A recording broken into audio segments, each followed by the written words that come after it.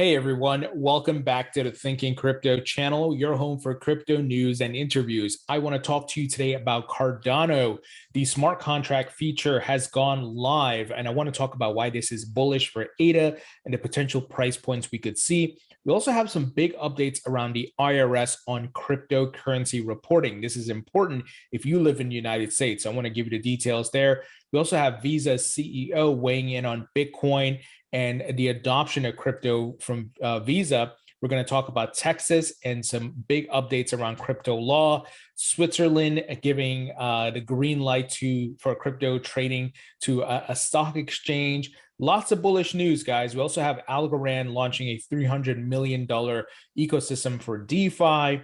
Big news. And then I want to talk about the Ripple XRP lawsuit. There's a big hearing coming up with Gary Gensler and his Senate Banking Committee. So I want to give you the details there and what we could potentially see happen. Now, before we get to it, guys, please go ahead and hit the thumbs up button, leave a comment below, and hit the subscribe button if you're new here. It helps support the channel and it doesn't cost you anything.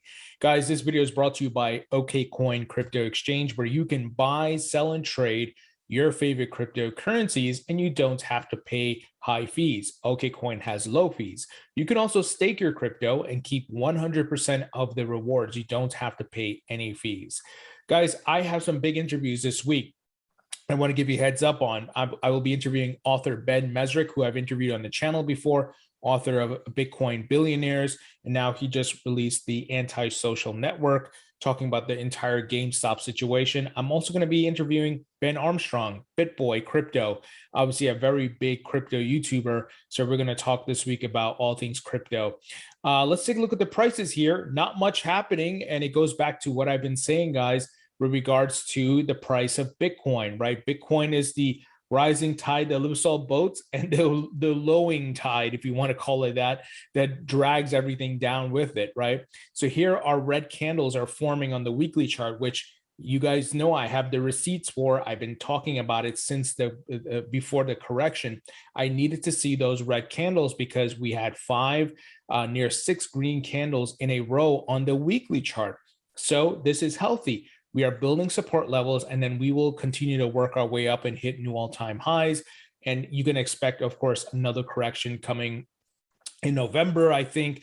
And then I think we may see the blow off top in December, but who knows, right? It's hard to say this is exactly what's going to happen. But looking at market cycles and trends, we can tell that potentially that could happen, guys. And of course, the money will flow into Bitcoin, then into the altcoins. And right now we see HBAR, Hedera Hashgraph, is pumping. And I have some HBAR in my portfolio, so looking good here. If you're holding HBAR, congratulations. I think if we look at the coin market cap list here, it is up near 14% from a 24-hour perspective, up near 30% from a 7-day perspective. So looking good. We'll see how high the price goes, but each coin has their cycles. So great to see this. And if you're making money, I am happy for you. All right. Cardano officially rolls out smart contract capabilities. Here's what's next, according to Charles Hoskinson. Now, I will be interviewing one of the folks from the Cardano Foundation pretty soon. And we're going to talk about all these updates, guys, and what it means. So the Cardano network has officially executed its highly touted Alonzo hard fork. The upgrade introduces smart contract capabilities and paves the way for developers to launch a host of new projects and applications on the network, such as DeFi platforms, non-fungible tokens, NFTs, and stablecoins.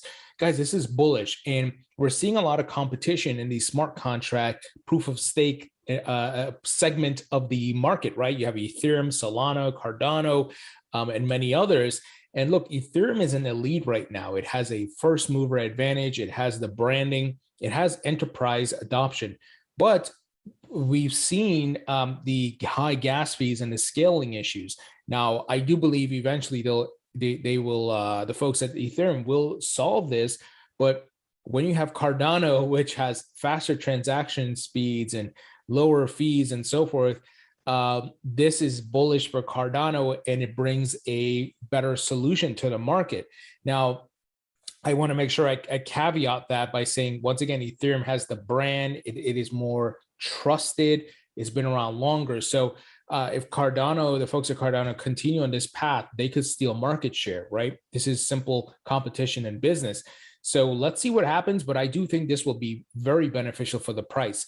If you saw what NFTs, DeFi, and even ICOs did for Ethereum, right, to the price of Ethereum, imagine what it will do for Cardano.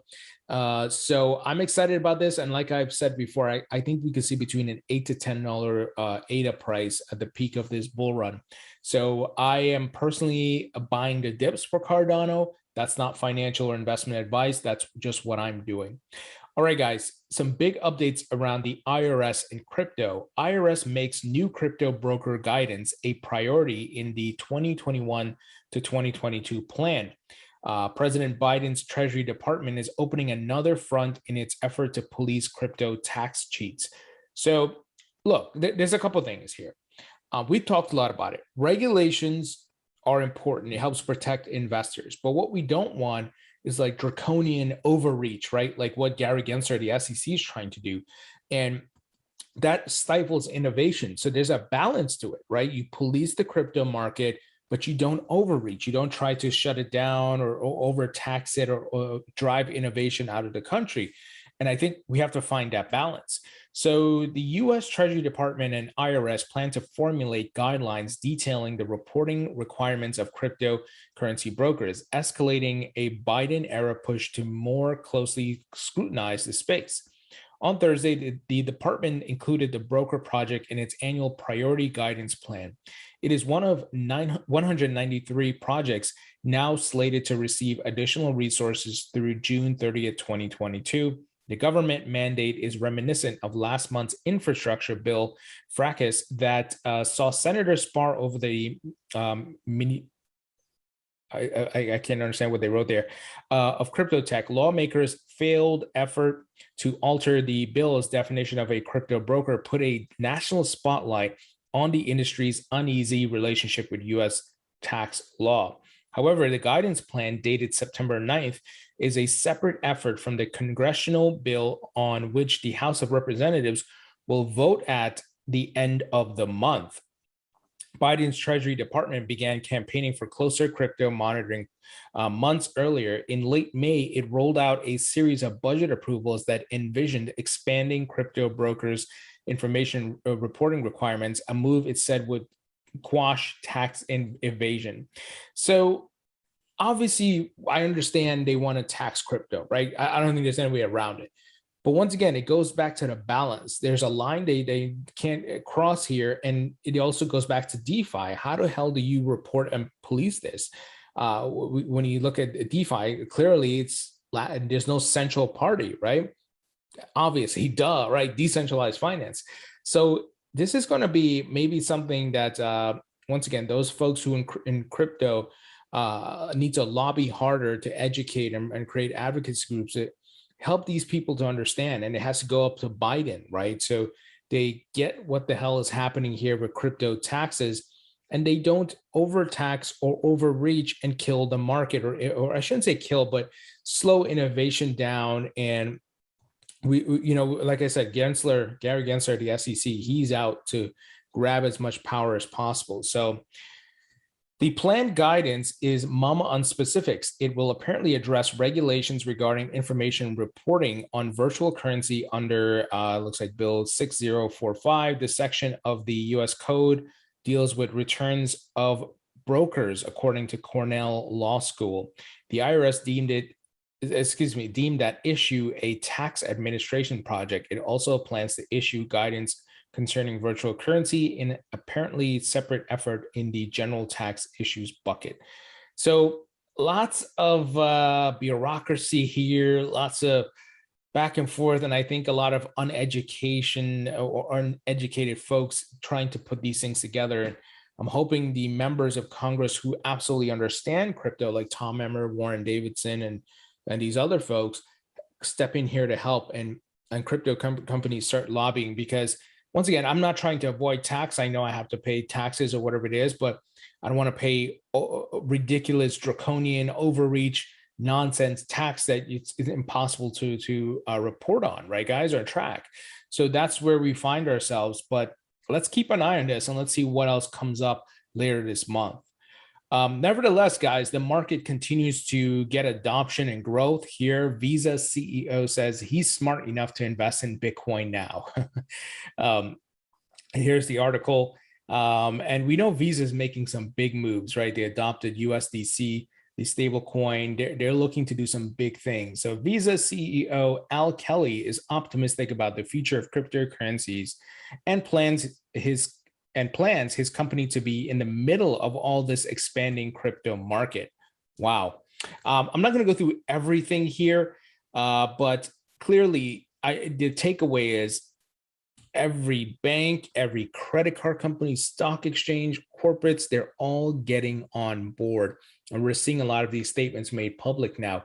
But generally, when you see them come out and make these statements, they've accumulated. So this is bullish. Unfortunately, the dumb money is going to come in at the top, but you and I are on the side of smart money, guys. All right. More than a law, Texas takes steps to amend Bitcoin into state constitution.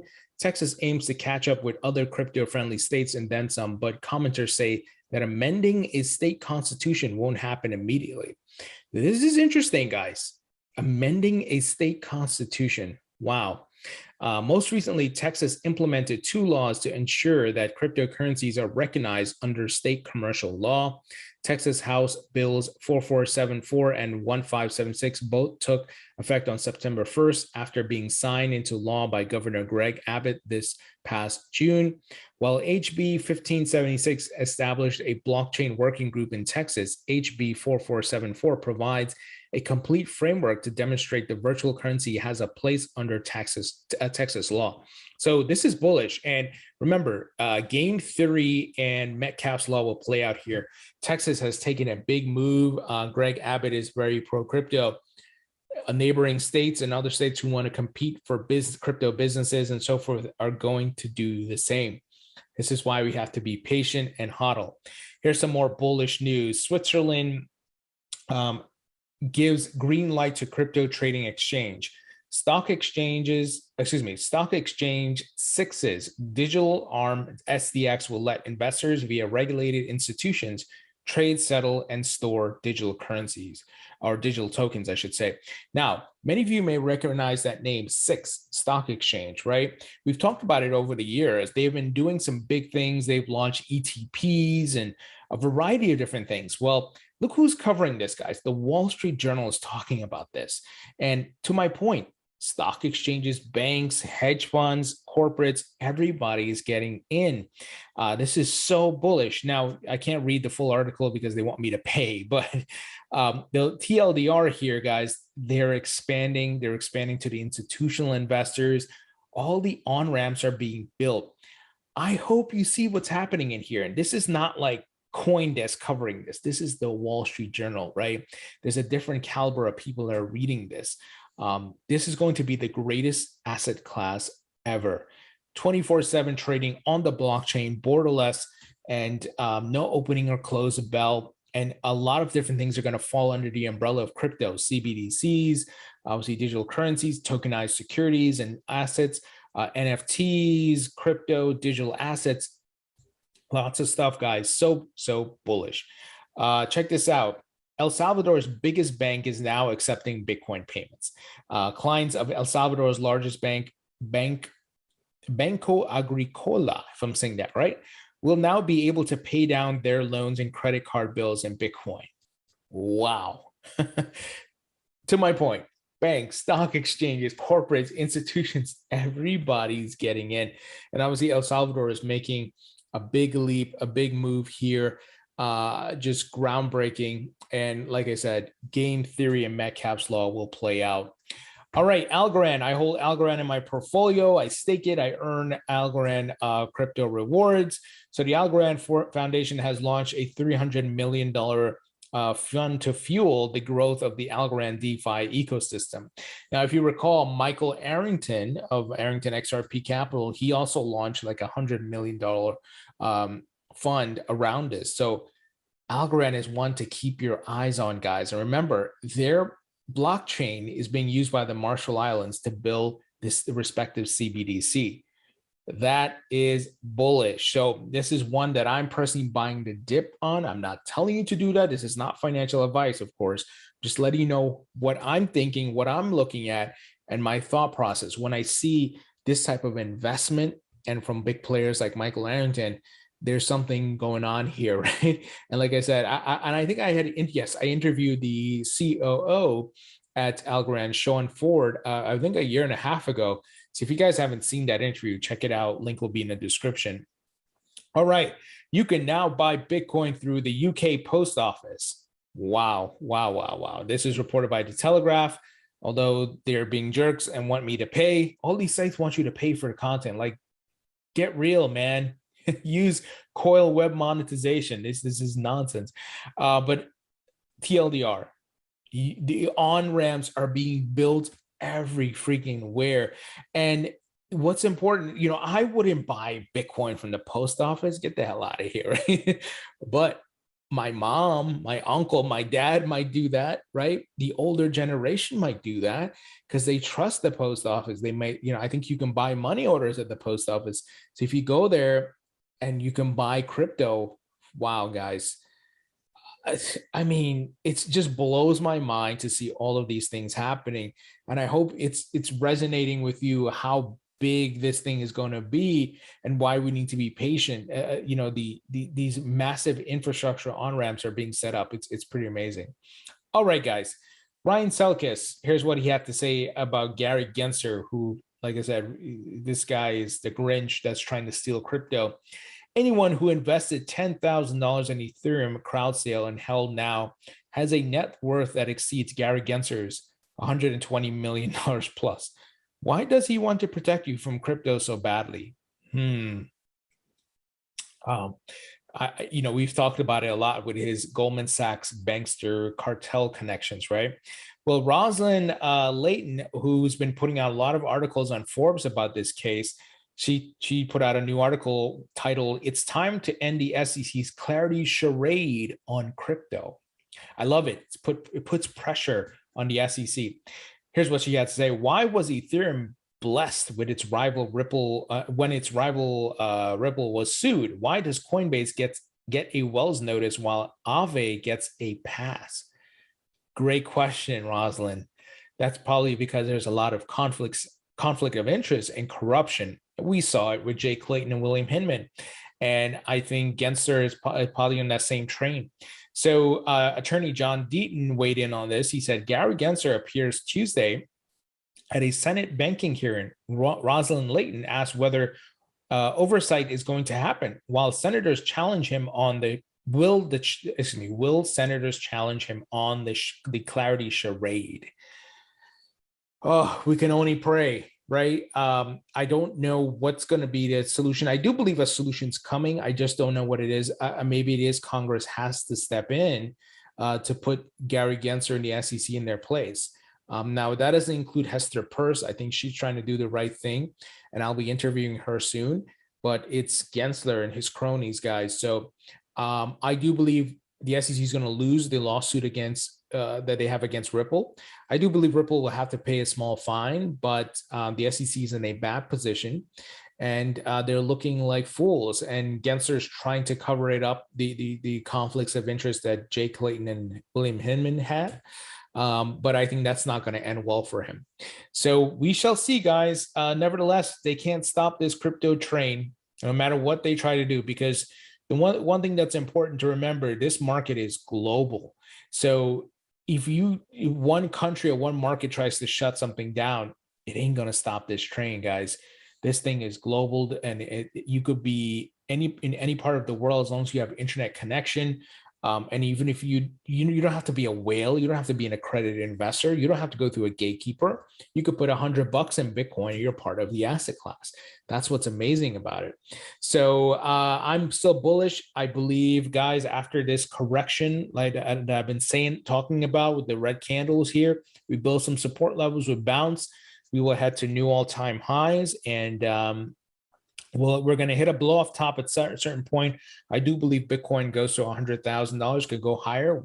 We'll see, right? None of these things are guaranteed, but we can look at them from a probability standpoint. And I do believe there's a high probability of us continuing the bull run and hitting new all-time highs.